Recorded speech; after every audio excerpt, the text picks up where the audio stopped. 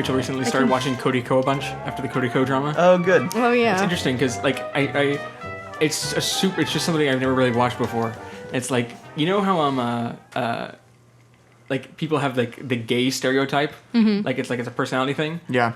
Cody Co and Noel Miller are like if straight were a personality type. Yeah, absolutely. They're some of the straightest guys I've ever seen. I've never it's not like I thought I had a lot, but I'm like, that man is so straight. Yeah. No, that's true. It was kind of like I remember seeing a post on Reddit at one point, just musing about How I Met Your Mother, and it said something like Neil Patrick Harris plays a straight man the way a straight man would play a gay man.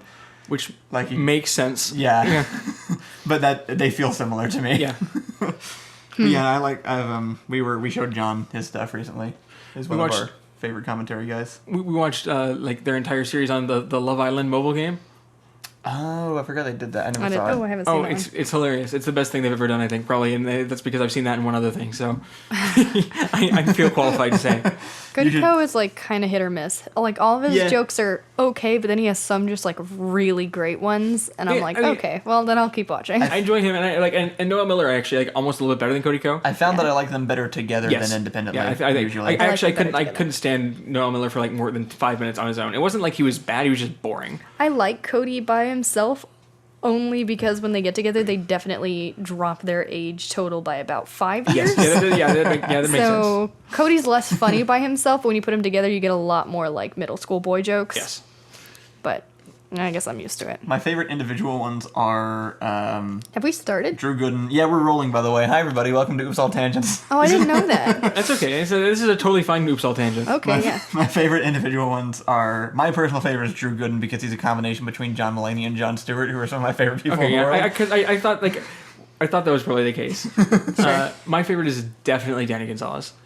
Go ahead. I can just kind of like... I get him. He's like this, like, hi, I'm non-threatening. We. Yeah. Well, his style is very, like, he's just kind of baffled by everything. Right, he's just like, what is this? Her favorite is Leon Lush, who is probably my second favorite. So great. I've never seen that name ever. Oh, he's amazing. He's a Joey-looking guy. He leans absurdist. Okay, I can usually get behind that. He is, unlike the other ones, he is not small or, like, squirrely. He is a huge, buff guy who kind of looks like he could kick your ass, but really just wants to play guitar. He has like a wife and a baby, and he doesn't attack anyone. Like he somehow manages to like criticize all kinds of different stuff without ever saying a negative word, even about terrible people.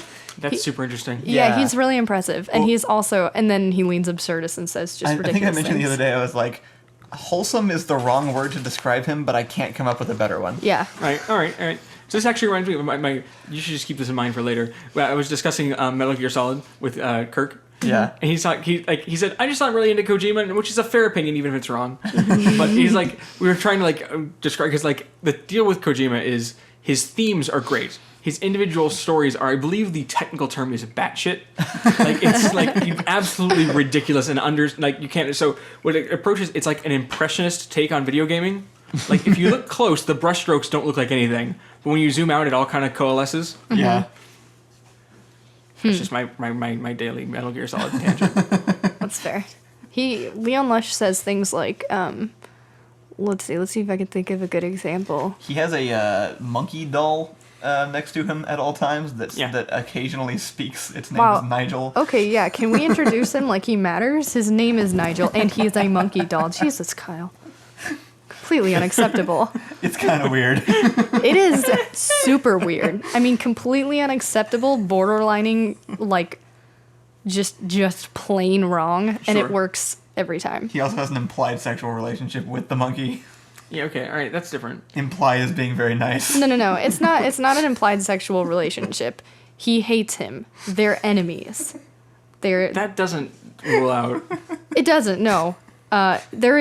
There is a sexual relationship there, but he does in fact hate them. I just thought Kyle made it sound too much like it was like a romantic thing. It is in fact more of an nemesis. I get like this is it's it's one of those great like writing truisms that hates another kind of love. It's just sure. I don't think that really sells him very very well. So I don't usually bring it up because he's so much more than that. Well, you like him. I think it's important because otherwise it just happens when you're watching one of the videos and you don't know what to do. That's the absurdist part. but he is easily, I think, the best one. Not only does he does have that, but he is also the nicest. I think he's the funniest. I think his editing is by far the best. No, he does do. Yeah, his editing's really good. I've been getting into the commentary stuff recently, just because I think it's the. I don't know. It feels like the natural progression of like my my YouTube interest at this point. Yeah. And they kind of inspired the one fireplace chat video I did, and some of the future stuff I'm going to be trying out a little bit. I'm interested in this because this will eventually give way to Pros with Con. Yeah. No, I'm curious to see what your version of this is, because the other two are Gus Johnson and Eddie Burback are also right. kind Who of I've big. only ever seen like in combination, like guest starring on other people's channels. Well, yeah, because they all kind of know each other, I guess. That's like one weird little community of people that met up, because I guess they do the same thing. And they're just like all in LA, right? Like it's just Everybody's all in LA. They're always in LA, which I don't get, and it's not. I'm never gonna go to LA. Like I don't care how many people end up there. I'm not going. It's a terrible place. I don't know. Corridor Digital's there. They are. Again, everyone I like is there, and I'd be happy to go like visit at some point to like meet up with people and do collaborations or something. But it's like the last place on earth I would want to move and live. I definitely want, like, I'm so much more interested in like Northeast than Southwest. Like I would much rather be like in New York. Yeah, if I had to pick, I would choose that too. They're both lands of chaos, but for some reason I like probably New York like, area is much more appealing to me. Technically, like personality wise, I probably fit more into the quote unquote like California lifestyle better. Probably, but that's also not like great for me. Maybe I should be around in a place where it's like, no, you have to do stuff. And be like, fine. I would probably pick California. Yeah. Probably. I could see, but yeah, between the two, I could see you being better in California. I mean, they're both unappealing, but between the two. Yeah, I hate them both. I just want to go places that aren't Texas. That's all. Mostly. Yeah. No, that's fair. We were talking about potentially like trying a series. So the direction I'm sort of like planning on leaning in for the channel, which I don't know if this is. I don't know how much we've talked about, like with the channel changes and stuff. Sure. But this is only going to our Patreon subscribers, so it's fine because they should know. But we haven't really. But yeah, we are leaning a little bit towards trying some different content. We're still planning on like putting out some more sketches this year, but I'm moving toward changing up some things just kind of in my life, and it requires spending a little bit less time on videos and stuff. And it started with we just kind of got everything we could out of the sketches. Just kind of realized at one point that we had like maxed out our ability on them, and so repeating it over and over is just kind of not really accomplishing much of anything. Like we're never going to get something new suddenly out of it. Like we know how many views they're going to get. We know how many, like we're not going to hit 1 million subscribers making sketches every single week. So we just needed to adjust something, and so we're kind of like playing around still with what to do with that. But the main thing I want to do is I think make it like, kind of like in the same spirit of this podcast of Superhero Chicken Fest, actually, where it's like the slogan I've been using in my head to sort of like drive the theme of the things I'm coming up with is the art of fun. Like we like art and we like doing it for the purpose of enjoying doing it, and so I'd like to do like behind the scenes stuff on like here's how we do all of our like really cheap VFX just with stuff you have lying around. I want to do like commentary stuff on, not commentary so much, but like video essays sort of on different writing principles. I love to do like writing videos, kind of talking about our perspectives on writing and maybe reviewing some things. One of the videos I want to do the next couple months actually is you and me reading through the original Airsoft script. No, don't do that. No. Oh, I was hoping you wouldn't be able to find that ever again. I still have it. It's in my box. It was bad. It's okay. We'll learn, and we'll learn why I shouldn't be allowed near pens. But one of the other things I thought of was it'd be really fun to like interview other YouTubers that have done the same kind of things that we've done, and just sort of like get video interviews done with them about like why they do the things that they do and how like they've progressed through it and stuff, because it would give us a great excuse to reach out to those people that we haven't had yet and actually try to collaborate with them. We could travel to them. We could actually like visit a few different places, and then we could get some content out of it. And I think it would be something people would actually want to watch. It's kind of like switching from playing to coaching. Kinda, yeah. A little bit. Well, and it's in service of I have a bunch of stuff that I want to make that just isn't YouTube stuff. Yeah. You know, I have a whole list of movies and TV shows and things that have been slowly building over the last 5 years that we just can't do if we have a full-time job of making weekly video game sketches. And so I kind of want to take time to like actually get all those things on paper as scripts and then start working on making those. Some of them might be on YouTube because we were talking about doing the SCP series still. Oh yeah, which I'm super into still. Yeah, that'd have to be like free stuff. Right, yeah, because you actually legally can't sell that. It's also just weirdly, it's on the rise. Ever since we made our first SCP sketch, it's like it's only gotten bigger and bigger and bigger. It's really like catching on suddenly now, which is crazy because it's always been great. So, right, and it's been around for like better part of a decade now at least. I think it may be older than YouTube. Yeah, I think you're right. But yeah, that's a quick sudden update on things going on here. In other news, I just watched the Ted Bundy movie with Zac Efron. Oh yeah, is there a tie-in here? No, not at all. Okay. This is oops, all tangents. It was bad. I'm really disappointed in it. Really? Is it? Oh really? The acting is fantastic, but I think the way this movie was supposed to sell was from the perspective of his ex-girlfriend. Right, because she wrote the book.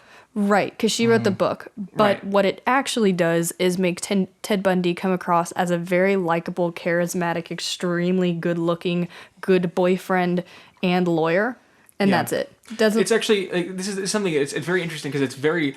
The book is a super nuanced take. The book is as I've never read the book, but it was described to me once as this. It's somebody who found out about Ted Bundy and realized that it wasn't anything like the Ted Bundy she knew, and so it was kind of like the whole the theme of the book is like what the hell happened, sort of Right. like it's not necessarily a sympathetic take, it's a shocked take. right. And it's like, this is the Ted Bundy I knew, and so it's crazy that he's like this. Right. And there was a documentary that came out on Netflix, Right. actually made by the same people who made the Zac Efron movie. It's They're sort of like a Interesting. pair. The Bundy files or whatever. It's they're something called. like that. And so I think like it's one of those things that it's just kind of doomed to not work as a movie because like if you're just portraying it, it's really, really hard to get the shocked background take along Yeah. with that. Because Yeah. that's the whole problem that she went through. Yeah, they definitely don't do a very successful job at that. And because a lot of it isn't like actually from her perspective, like they date in the very beginning, but he quickly ends up in and out of in and out of prison mostly Right. for the entirety of the movie. She is not there. So the implication that like I know that he's supposed to seem like a good guy throughout the whole movie because that's her perception of it. It does not come across. It just Right. these just seem like Ted Bundy fans made a Ted Bundy movie, and it was really, really upsetting. That's actually and just really not good. disappointing because Yeah. it's a really, if you do it right, that's a really strong. This is like the Right. Nightcrawler or with Jake Gyllenhaal. Like if he's playing a reporter. Oh yeah, It's yeah. supposed to it's supposed to be one of those things where you watch and you go, wow, I'm so Right. scared of this man because they portray that crack really well. Yeah. But it's the danger with subtle filmmaking. If you fumble it, it just comes across like you're being punched in the face with the wrong perspective. I think they just had to they just kind of had to amp his character a little bit, but they really kept him incredibly likable the entire time. Yeah. And they never once sort of let seep through the monster that Ted Bundy kind of was, Yeah. which one, I think in real life probably came across a lot more, and two, is in her books in some degree. Yeah, it is. And I mean, It was not in this at all. It was Like- just pure love the whole movie. Genuinely. It was Yeah. a love story. the Ted Bundy, that's the weird duality with Ted, and actually most of these hyper successful serial killers is the idea that it's two parts, them being unnervingly charismatic, and the other part of it is it's people who should have noticed something not responding. Yeah. And it's Yeah. and that's like Ray said, where the monster should seep through right there, and the people who are just flagrantly going, not my problem, about something that could have saved tens of lives. Yeah. I thought it was interesting in terms of information. I mean, if he was that good of a lawyer, then I'm honestly surprised. They even did such a good job at making him a lawyer that every time the jury decided that he was guilty, it was shocking to me. Not in like a oh, he's such a nice guy, but he's genuinely better than the guys arguing against him. It doesn't make any Yeah. sense. He's making better points. He is a better lawyer. He is more charismatic. He is doing a better job at being a lawyer than the people prosecuting him. Right. And then so every time they were like, "You've been found guilty," I was like, that doesn't even make sense. Like, I it just got the same thing. Yeah. I only overheard like the last episode or something a little bit. it was a whole movie, but you overheard the Oh. last like 20 minutes. But yeah, I was thinking, I don't know the actual original story, so I was thinking like, oh, okay, he's gonna get off somehow and then do more stuff, and then they're gonna have to charge him again with new things or something. Right. But it didn't. They just said he was guilty, Right. which think seemed weird. I think this is this feeling you're talking about is part of like the Ted Bundy story, like because he was representing himself was the deal, right? Right. And so it's when people talk about this, they talk about how he was shockingly good at it. Right. But it's still like, I mean, obviously he was found guilty, and like, I mean, part of that, it's like throughout history, like it's always been a mistake to represent yourself. Never do that. It's terrible. Yeah. It's, like, He did a great job, but I mean, it's one of those like jury bias things. Even Yeah. like everybody knows that you're not supposed to represent yourself, so when you do, people think you're dumb.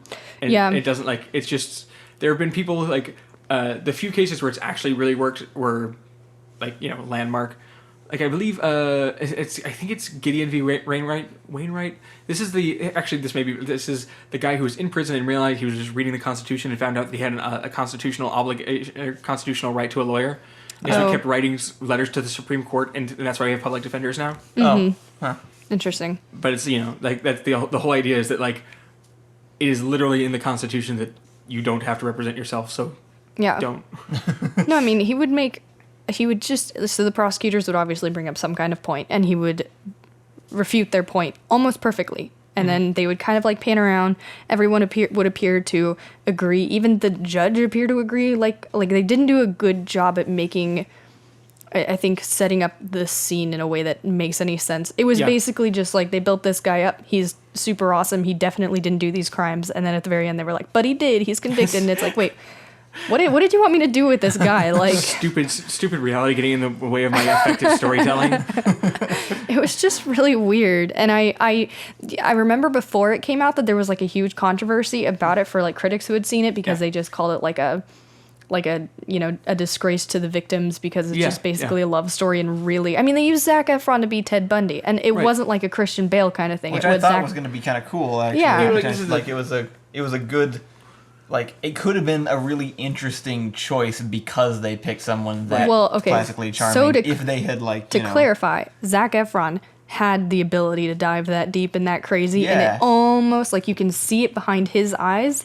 They didn't let him. Yeah, I can see and it's that, a real shame. This is like the exact same thing with the Jake Gyllenhaal thing, or like I forget my other example was, but yeah, it's that is a shame. I was kind of looking forward to it being exactly that. But, Yeah. No, it's well, and so there was just all this controversy, and I was mostly on the side of disagreement because I feel like you can make a serial killer out to be sympathetic without glorifying them. Right, without glorifying them, but they did. proved me wrong. Yeah. they glorified him, and literally the last 5 seconds are. It's after the whole love story of a movie at the very end in white text, not even in the movie, but the text that comes over the ending of the movie says something like, Ted Bundy was executed on this day.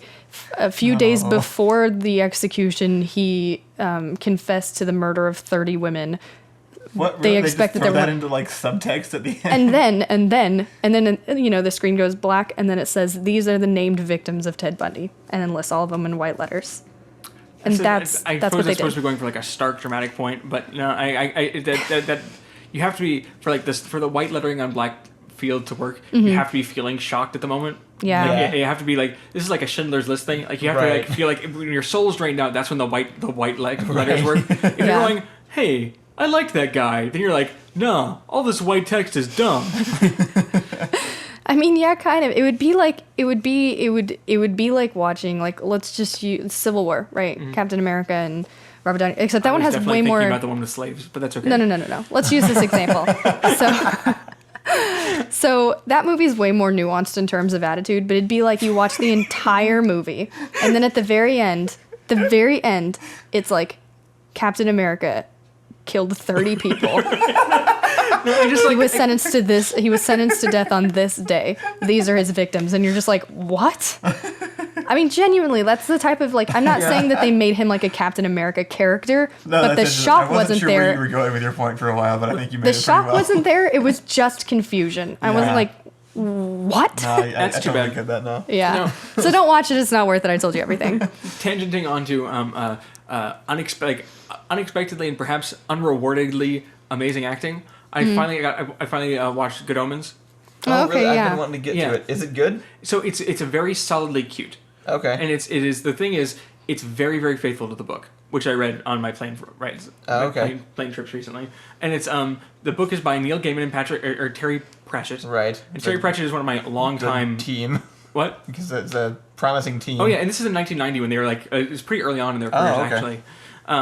But it's the book is very very good. The book is so I saw a review of the series which was like, what if the Armageddon were British? And that's pretty much it's about a demon and an angel who go, right, we kind of like the world, so what if we teamed up?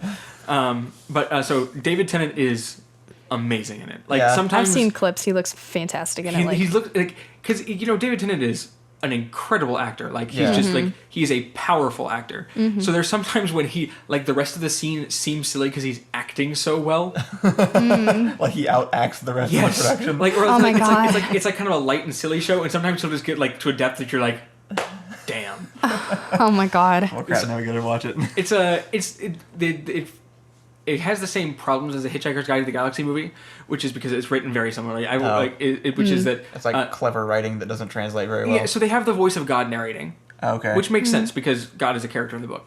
So, but and they have her kind of like give a lot of the footnotes and the things that are funny in writing, which is just like how they had like the Hitchhiker's Guide say a lot of the stuff that was Right. funny in the movie, and it's good. It's the issue is it just can't ever match the book, which is fine. It's still very worth watching, and it's only 6 episodes, so it's not like you're like losing a ton of time. Okay. I have a great tangent off of this. Yeah.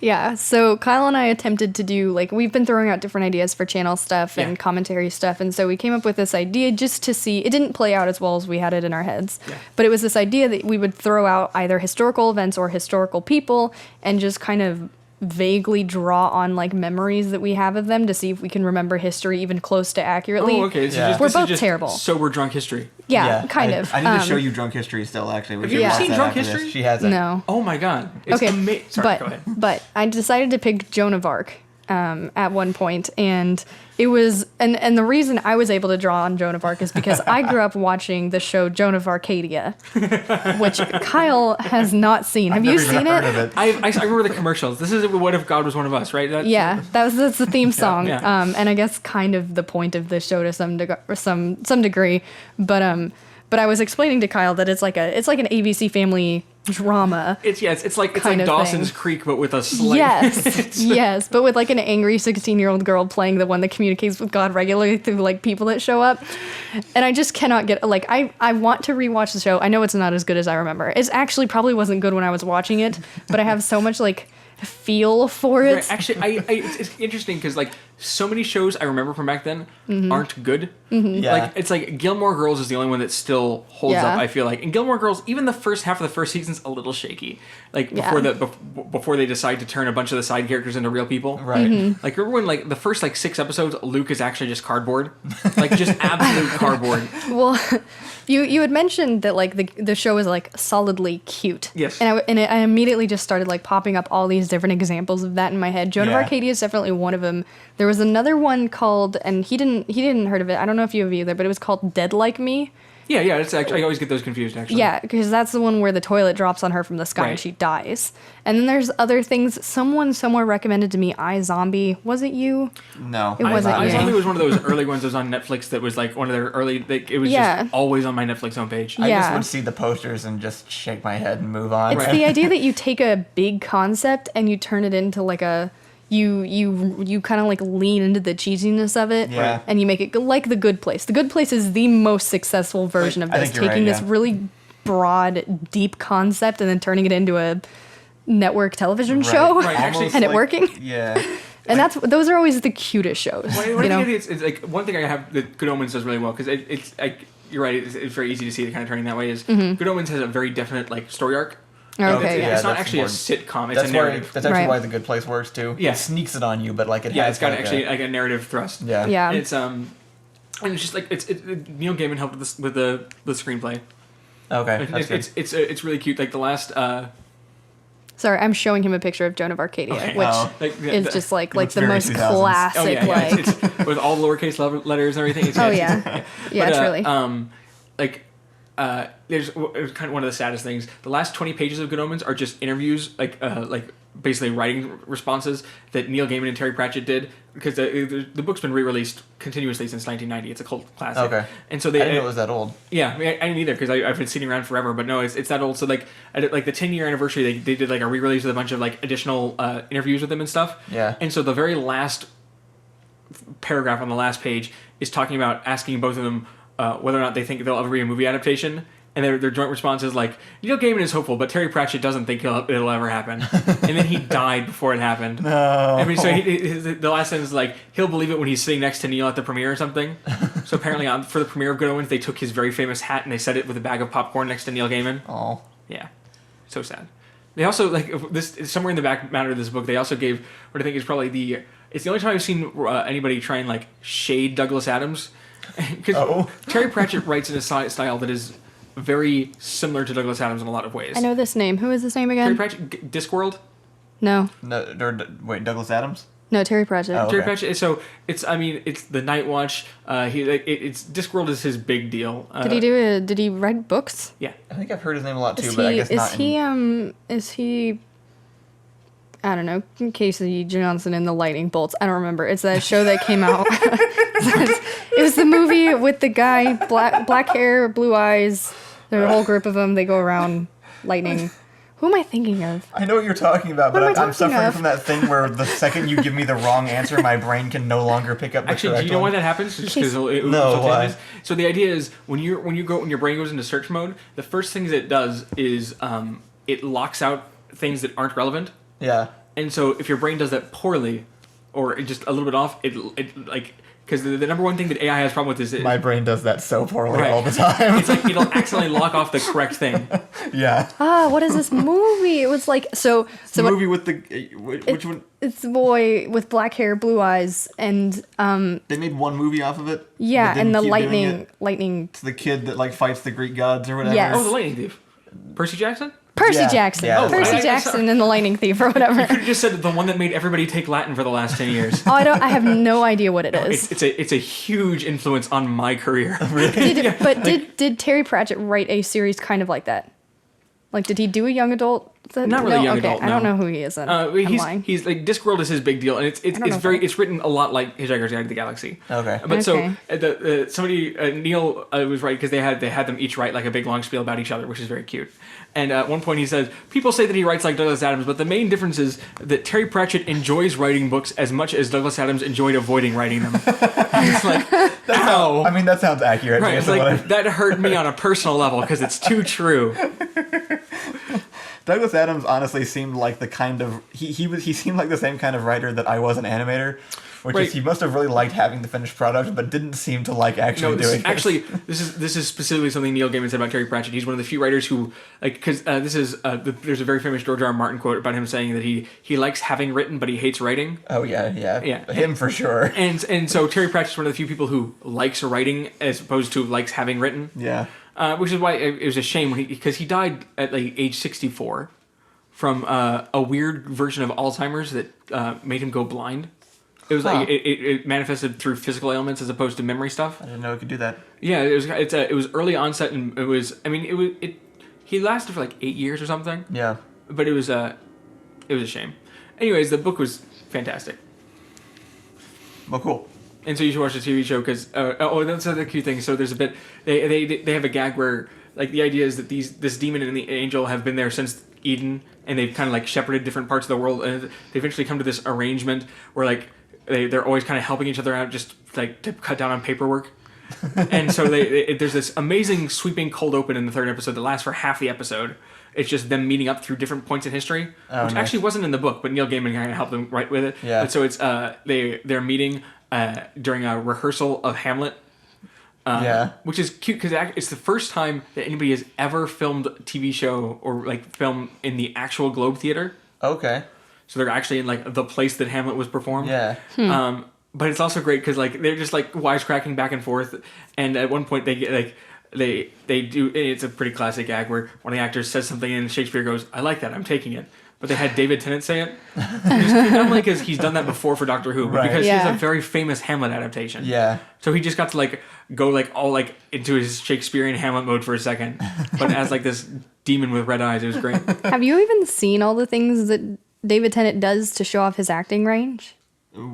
Or have Meaning you just, like, only other seen examples? Doctor Who? Well, I mean, he's a Jessica Jones as the villain, which is a pretty stark That's difference true, from the actually. Doctor. I forgot about that's Jessica Jones. one of his best acting roles, to be Yeah. honest. Like, Oh, Broadchurch is really amazing. I haven't Broadchurch is seen really Broadchurch good. yet, but It's I also Jessica Jones level.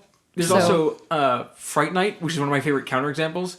It's a remake of a 70s movie. It's a stupid horror comedy movie, and he just gets to play really light the whole time. Really? It's like so when I think about David Tennant, I don't usually actually think of like range. I think of depth. Like he doesn't always act super differently, but he acts like he has such like a well of acting he can go deep into. It's Yeah. just so Yeah. impressive. I also saw him in Harry Potter, but there wasn't a whole lot going on there. He was pretty good in Harry Potter. It's kind of funny Good. because it's one of his like he plays so many villains, and lots of his villains ends up going like blah, like at some point. Like, No, yeah. I'm I really was literally glad that I just saw thinking him that. as the Doctor first, actually, looking back Yeah. on it. Because he does play mostly villains aside Actually, from that. which is really great about this because he's a demon who's trying to save the world. Yeah. You actually get some Doctor Who moments where he's just like, ugh, fine, I guess I'll save everything. Yeah, definitely. As soon as you mentioned Harry Potter, I was like, good acting or just mostly hissing. Well, But he let's, did a great job. Let's go talk about Are we over? anti-heroes so Are we that done? we can then go watch this show because I want to see it now. Sweet. All right, we'll see you guys in Superhero Chicken Fest. Bye. Boing.